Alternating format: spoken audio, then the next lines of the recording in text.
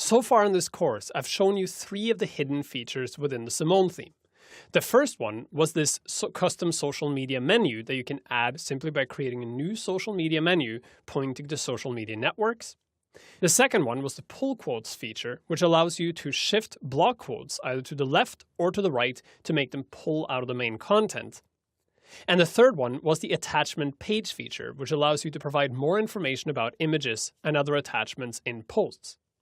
Now I'm going to show you a fourth feature, and that is the custom author box that will appear in your blog posts and also on the author archives if you activate it.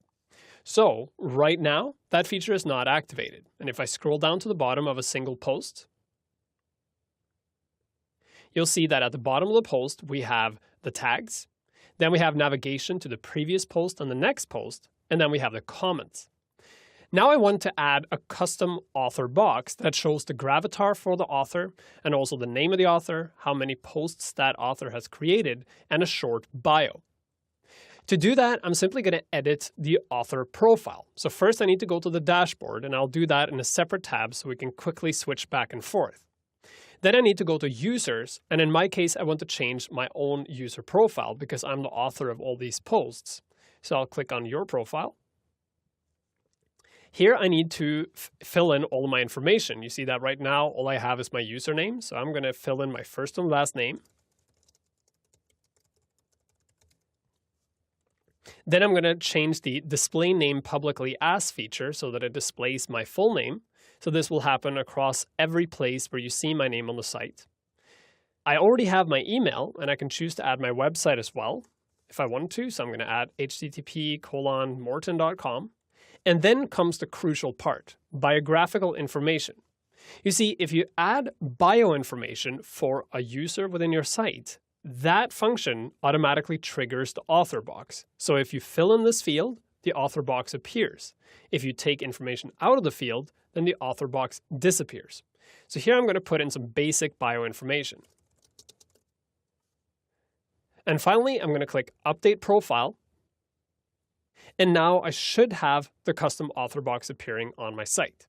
So before I reload this page, remember at the bottom of the page, we had tags, navigation, and then comments. And at the very top, in the meta content, it just said written by Morton.